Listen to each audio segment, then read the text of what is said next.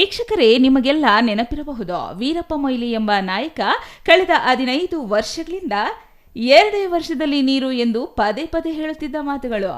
ಇದೇ ಮಾತುಗಳು ಅವರನ್ನ 2 ಬಾರಿ ಸಂಸದರನ್ನಾಗಿ ಮಾಡಿದ್ದು ಸುಳ್ಳಲ್ಲ.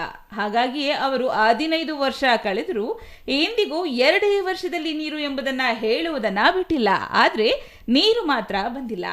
ಇದೇ ವೀರಪ್ಪ ಮೊಯ್ಲಿ ಬಯಲುಸೀಮೆ ಜಿಲ್ಲೆಗೆ ನೀರು ತರುವುದಾಗಿ 12 ವರ್ಷಗಳ ಹಿಂದೆ ಎತ್ತಿನಹೊಳೆ ಯೋಜನೆಗೆ ಚಿಕ್ಕಬಳ್ಳಾಪುರ ಹೊರವಲಯದಲ್ಲಿ ಶಂಕುಸ್ಥಾಪನೆ ನೆರವೇರಿಸಿದ್ರು. ಅವರು ಶಂಕುಸ್ಥಾಪನೆ ಮಾಡಿ ಇಂದಿಗೆ ಬರೋಬ್ಬರಿ 12 ವರ್ಷಗಳಾಗಿದೆ. ಆದರೆ ನೀರು ಮಾತ್ರ ಇನ್ನೂ ಬಂದಿಲ್ಲ.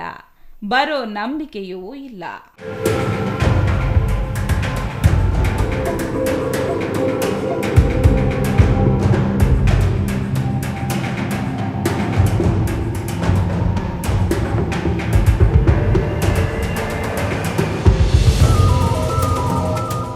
ಎರಡ್ 2014 ಮಾರ್ಚ್ 3ರಂದು ಎತ್ತಿನಹೊಳೆ ನೀರನ್ನ ಬಯಲುಸೀಮೆ ಜಿಲ್ಲೆಗಳಾದ ಕೋಲಾರ, ಚಿಕ್ಕಬಳ್ಳಾಪುರಕ್ಕೆ ಹರಿಸುವುದಾಗಿ ಆಗಿನ ಮುಖ್ಯಮಂತ್ರಿ ಸಿದ್ದರಾಮಯ್ಯ ಚಿಕ್ಕಬಳ್ಳಾಪುರ ಹೊರವಲಯದಲ್ಲಿ ಶಂಕುಸ್ಥಾಪನೆ ನೆರವೇರಿಸಿದ ದಿನ.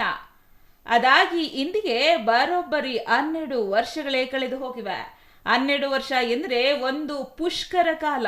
ಅಂದ್ರೆ ಮಹಾ ಮಸ್ತಕಾಭಿಷೇಕ ನಡೆಯೋದು 12 ವರ್ಷಕ್ಕೊಮ್ಮೆ. ಅಷ್ಟೇ ಅಲ್ಲ, ಕುಂಭಮೇಳ ನಡೆಯೋದು ಕೂಡ 12 ವರ್ಷಕ್ಕೊಮ್ಮೆ. ಆದ್ರೆ ಮುಖ್ಯಮಂತ್ರಿ ಸಿದ್ದರಾಮಯ್ಯ ಮತ್ತು ವೀರಪ್ಪ ಮೊಯ್ಲಿ ಅಂದು ಹಾಕಿದ ಅಡಿಗಲ್ಲಿಗೆ ಮಾತ್ರ ಇಂದಿಗೂ ನೀರು ಬಂದಿಲ್ಲ. ಈ ಶಂಕುಸ್ಥಾಪನೆ ಮುಗಿದ ಬಳಿಕ ಸಮ್ಮಿಶ್ರ ಸರ್ಕಾರ, ಆನಂತರ ಬಿಜೆಪಿ ಸರ್ಕಾರ, ಈಗ ಮತ್ತೊಮ್ಮೆ ಕಾಂಗ್ರೆಸ್ ಸರ್ಕಾರ ಬಂದು ಅದೇ ಸಿದ್ದರಾಮಯ್ಯ ಮುಖ್ಯಮಂತ್ರಿಯಾಗಿದ್ದಾರೆ. ಅಂದು ಭೂಮಿ ಪೂಜೆ ಮಾಡಿದವರೇ ಇಂದೂ ಮುಖ್ಯಮಂತ್ರಿಯಾಗಿದ್ದಾರೆ. ಆದ್ರೆ ಕೋಲಾರ, ಚಿಕ್ಕಬಳ್ಳಾಪುರ ಜನರ ಬಾಯಿಗೆ ಎತ್ತಿನಹೊಳೆಯ ಒಂದು ಹನಿ ನೀರು ಸೇರಿಲ್ಲ. ಭರವಸೆ ಮಾತು ಕೇಳಿ ಕೇಳಿ ಜನರು ಸುಸ್ತಾಗಿದ್ದಾರೆ. ಆಡಳಿತ ಪಕ್ಷದ ಯಾವುದೇ ಜನಪ್ರತಿನಿಧಿಯನ್ನ ಕೇಳಿದರೂ ಮುಂದಿನ ವರ್ಷ ನೀರು ಹರಿಯುವುದು ಖಚಿತ ಎನ್ನುತ್ತಾರೆ. ಬಿಜೆಪಿಯವರು, ಜೆಡಿಎಸ್ನವರು ಮಾತನಾಡಲು ಮುಂದಾದರೆ ಅವರ ಅಧಿಕಾರಾವಧಿಯಲ್ಲಿ ಏನು ಮಾಡಿದರು ಎಂದು ಕಾಂಗ್ರೆಸ್ನವರು ಪ್ರಶ್ನಿಸುತ್ತಾರೆ. ಎತ್ತಿನಹೊಳೆ ನೀರು ಬಯಲುಸೀಮೆ ಜಿಲ್ಲೆಗೆ ತರಲು ಸಾಧ್ಯವಿಲ್ಲ ಎಂದು ಕೆಲ ವರದಿಗಳು ಹೇಳುತ್ತಿವೆ.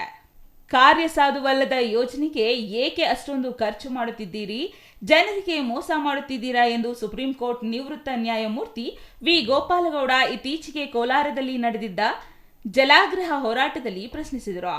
ಕಾಂಗ್ರೆಸ್, ಜೆಡಿಎಸ್, ಬಿಜೆಪಿ ಜನಪ್ರತಿನಿಧಿಗಳ ಜಗಳದಲ್ಲಿ ಜಿಲ್ಲೆಯ ಜನರು ಶುದ್ಧ ಕುಡಿಯುವ ನೀರಿಲ್ಲದೆ ಪರದಾಡುತ್ತಿದ್ದಾರೆ. ಕನಿಷ್ಠ ತಮ್ಮ ಪಾಲಿಗೆ ಬರಬೇಕಾದ ಕೃಷ್ಣಾ ನದಿ ನೀರನ್ನಾದರೂ ಕೊಡಿ ಎಂದು ಬೇಡುವ ಪರಿಸ್ಥಿತಿ ಎದುರಾಗಿದೆ. ಕೋಲಾರ ಉಸ್ತುವಾರಿ ಸಚಿವ ಬೈರತಿ ಸುರೇಶ್ ಆದಿಯಾಗಿ ಚಿಕ್ಕಬಳ್ಳಾಪುರ ಶಾಸಕ ಪ್ರದೀಪ್ ಈಶ್ವರ್ ಅವರು ಮುಂದಿನ ವರ್ಷಕ್ಕೆ ಎತ್ತಿನಹೊಳೆ ನೀರು ನೀಡುವ ಭರವಸೆ ಮುಂದುವರೆಸಿದ್ದಾರೆ. ವೀರಪ್ಪ ಮೊಯ್ಲಿ ಬಹುತೇಕ ರಾಜಕೀಯ ಅವಸಾನಕ್ಕೆ ತಲುಪಿದ್ದಾರೆ. ಆದರೂ ಎತ್ತಿನಹೊಳೆ ನೀರು ಮಾತ್ರ ಇನ್ನೂ ಬಂದಿಲ್ಲ.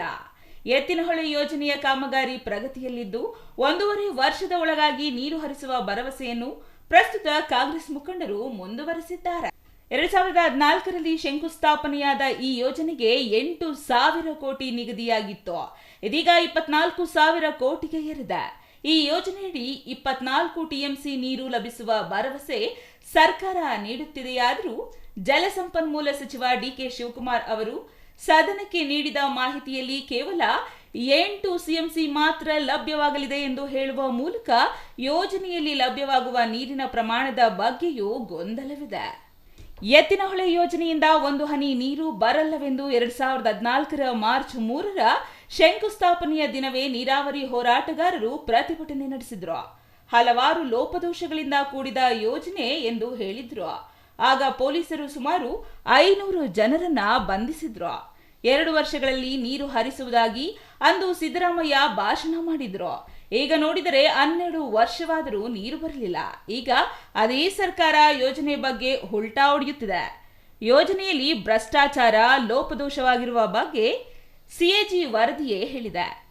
ಆದರೂ 2 ಜಿಲ್ಲೆಗಳು ಜನಪ್ರತಿನಿಧಿಗಳು ಬಾಯಿಗೆ ಬೀಗ ಹಾಕಿಕೊಂಡಿದ್ದಾರೆ. ಒಟ್ಟಿನಲ್ಲಿ ಎತ್ತಿನಹೊಳೆ ಹೆಸರಿನಲ್ಲಿ ನಾಯಕರಾದವರು, ಜನಪ್ರತಿನಿಧಿಗಳಾದವರು, ಶ್ರೀಮಂತರಾದವರು ಹೊರತು ಬಯಲುಸೀಮೆ ಜಿಲ್ಲೆಗಳಿಗೆ ಮಾತ್ರ ನೀರು ಬರಲಿಲ್ಲ.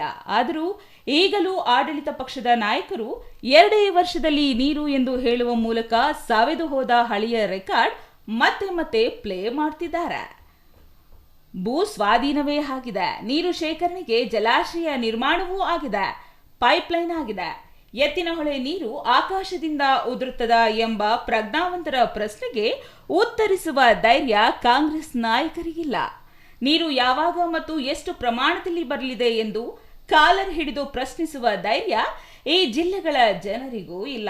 ಪರಿಣಾಮ ಎತ್ತಿನಹೊಳೆ ಹೆಸರಿನಲ್ಲಿ ರಾಜಕೀಯ ಮುಂದುವರಿಯುತ್ತಲೇ ಇರಲಿದೆ ಎಂದರೆ ತಪ್ಪಾಗಲಾರದು. News bureau, CTV news, Chikkaballapur.